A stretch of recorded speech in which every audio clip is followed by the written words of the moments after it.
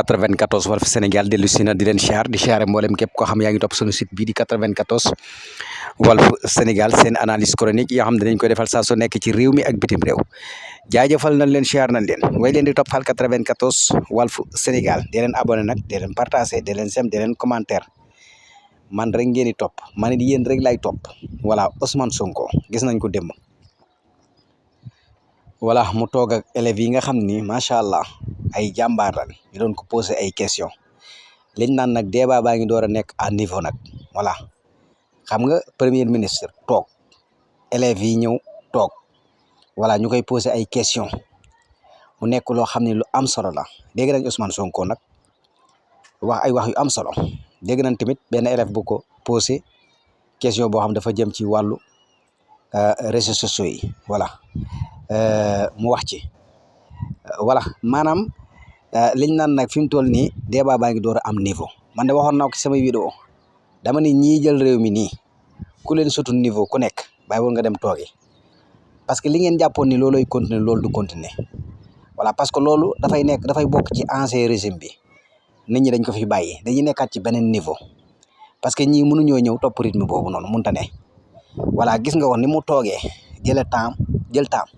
xale yi di ko posé muy tontu question yi voilà réseaux sociaux yi bi mu ci waxee voilà xam nga dafa am ñoo xam ni wax dëgg yàlla kenn xamut lan lañ bëgg ñoom dañuy yor seen téléphone voilà di saaga ay nit di attaqué ay nit di def ay nit di wax loo xam ne nii wax dëgg yàlla naka su noonu loolu soxla woon ko liñ soxla mooy luy defar réew mi xam nga réseaux sociaux yi moom kenn mënu ko fee jëlee mais xam nañ ki nga xam dafa jël téléphone am dugg Sénégal di dénoncé yi nga xam ne ni daanaka mën naa ni dafay yàq réew mi ñuy dénoncé loolu am na solo ñuy wane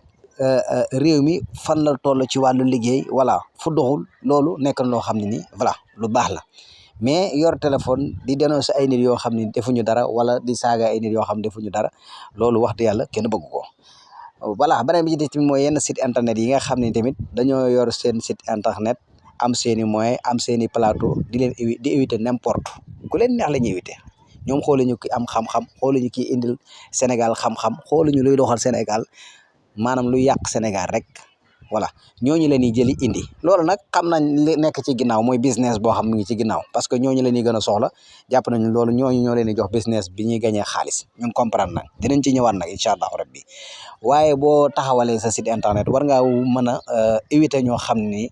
dinañ wax loo xam ne wax dëgg fa yàlla nit ñi danañ ko mën a jariñoo Sénégal danañ ko mën a jariñoo voilà loolu moo tax démb biñ ko posé question macha allah indi na ci ay leeral yoo xam ne ni ku dugg ci internet bi danga ko fekk